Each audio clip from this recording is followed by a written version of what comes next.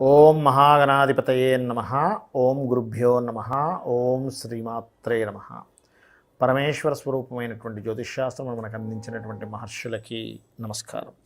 హయగ్రీవ హయగ్రీవ హయగ్రీవేతియో వదేత్తస్య నిస్సరతే వాణి జను కన్యా ప్రవాహవత్. ప్రేక్షకులందరికీ కూడా నమస్కారం.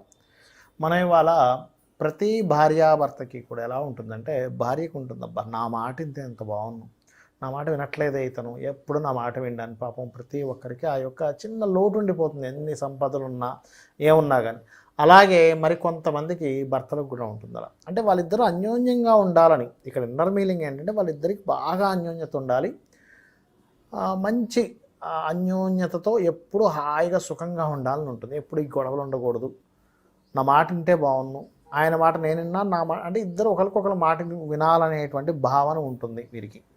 మరి లలితా సహస్రనామాలలో ఎటువంటి శ్లోకాలు చెప్పబడ్డాయి అంటే చక్కటి జీవితం కోసం, ఇది ఎక్కడా కూడా ఇంకొక రకమైనటువంటి భావన లేదండి ఇందులో, బాగా అర్థం చేసుకోండి. ధర్మబద్ధంగా భార్యాభర్తలు అన్యోన్యంగా ఉండడానికి అమ్మవారికి సంబంధించినటువంటి లీలల్లో ఎటువంటి తలుచుకుంటే బాగుంటుంది అని చెప్పి చూసుకున్నట్లయితే, ఇక్కడ 11వ శ్లోకం తీసుకోండి. మందస్మిత ప్రభాపూర మజ్జత్కామేశ మానస. దీని యొక్క అర్థం ఏమిటి అని చెప్పి తీసుకున్నట్లయితే, అమ్మవారి యొక్క మందమైనటువంటి నవ్వుకి అమ్మవారి యొక్క అయ్యవారి యొక్క మనస్సు మునకలు వేస్తుందట, కొట్టుకుపోయిందట. అంటే అమ్మవారి యొక్క మందస్మిత ప్రభాపూర మజ్జత్కామేశ మానస, అమ్మవారి నవ్వు, ఆ నవ్వుల వెలుగులో అయ్యవారి యొక్క మనసు మునకలు వేయడము లేదా కొట్టుకుపోవడం. అంత చక్కటి నవ్వుని మీరు కనుక, అమ్మవారి నవ్వుని కనుక అలా తలుచుకుంటూ అందులో మునకలు వేస్తూ కొట్టుకొని పోతున్నటువంటి ఆ మనసు, అంటే ఈశ్వరుడి యొక్క మనసు కొట్టుకుపోతుందంటే ఎంత అద్భుతమైన నవ్వు ఉంది అని చెప్పి మీరు కనుక మననం చేసుకుంటూ ఈ నామాన్ని కనుక చేసుకుంటూ ఉన్నాను అనుకోండి, మందస్మిత ప్రభాపూర మజ్జత్ కామేశ మానస, దీనికి ఓము నమః కలుపుకొని ఓం మందస్మిత ప్రభాపూర మజ్జత్ కామేశ మానస, ఓం మందస్మిత ప్రభాపూర మజ్జత్ కామేశ మానస అని ఏం జరుగుతుందంటే, మీరు ఒక చిరునవ్వు నవ్వంగానే అతనికి కూడా ఒక చక్కగా నవ్వు వస్తుంది. మిమ్మల్ని చూడంగానే ఒక నవ్వు మొహం పెట్టుకుంటాడు. ఎప్పుడైతే ఒకరినొకరు చూడంగానే ఒక స్మైల్ ఫేస్ పెట్టుకున్నాను అనుకోండి, ఏమవుతుంది, వాళ్ళిద్దరి మధ్య మంచి కెమిస్ట్రీ ఉంటుంది. అలాగే ఇందులో మరొక నామం కూడా చెప్పడం జరిగింది లలితా సహస్రనామాల్లో. అదేమిటి అని చెప్పి చూసుకున్నట్లయితే, శివ కామేశ్వరాంకస్త శివ స్వాధీన వల్లభ. అంటే దీని యొక్క అర్థం ఏమిటి? ఎందుకంటే ఎప్పుడూ కూడా అర్థం తెలుసుకొని చేస్తే దాని యొక్క ఫలితం చాలా బాగుంటుంది. శివ కామేశ్వరాంకస్త అంటే శివ అంటే శివుని యొక్క అంకస్తము అంటే ఎడమ తొడమ మీద కూర్చుంది అమ్మవారు. అంటే ఎంత ముద్దుగా కూర్చోబెట్టుకున్నాడు ఈశ్వరుడికి, ఎంత ప్రేమ అండి పార్వతీదేవి అంటే. తొడ మీద కూర్చోబెట్టుకున్నాడంటే ఎంత ప్రేమ అంటే కూర్చోబెట్టుకోవాలి, ఎంత ఇష్టం అంటే కూర్చోబెట్టుకోవాలి. అలాగా ఎడమ తొడమ మీద కూర్చున్నటువంటి అమ్మవారు తన ఈశ్వరుని స్వాధీనపరుచుకుంది. అంటే తను ఏం చెబితే అది చేసేలాగా.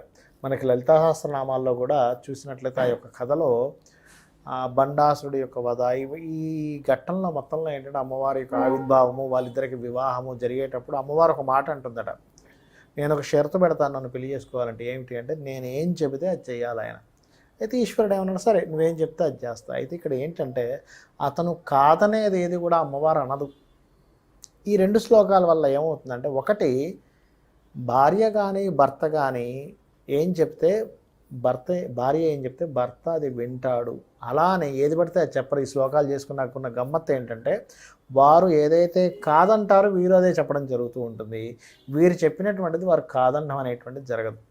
ఇద్దరిలో కూడా ఏమైపోతుందంటే, ఇద్దరు ఆలోచన విధానాలు ఒకేలాగా జరుగుతాయి, ఒకేలాగా పనిచేయడం జరుగుతుంటుంది. ఎందుకు అలాగా? మీరు కనుక ఈశ్వరుడి యొక్క సంబంధం అంటే ఈశ్వరుని కనుక చూసుకున్నట్లయితే, పార్వతీ పరమేశ్వరులు ఎలా ఉంటారని, అర్ధభాగం అంటే సగం ఈశ్వరుడు సగం పార్వతీదేవి.